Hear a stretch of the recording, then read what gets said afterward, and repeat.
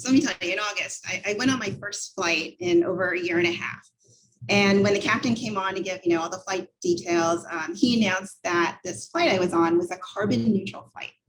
And my first thought was, how cool is that? I've never heard that announced on a flight before.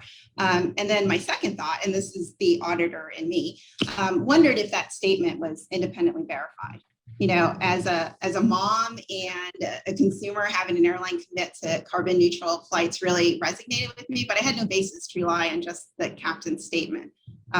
Similar to Jim's comment of show me the verification. But, I share that story because investors and other stakeholders are looking for ESG information that's reliable, as well as comparable, so they can make informed investment decisions. And once that investment is made, investors then continue to use that ESG information to monitor performance, much in the same way that they use financial information. So a lot of reliance is being placed on this information.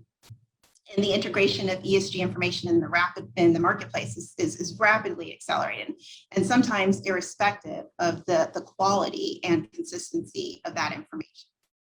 As regulators and standard setters potentially define clearer parameters of the disclosures, that'll lay the groundwork for greater consistency. But as it relates to reliability itself, this is really the important role that obtaining assurance plays. And in the US, as Jim mentioned, it's performing a review or in an examination in accordance with our standards.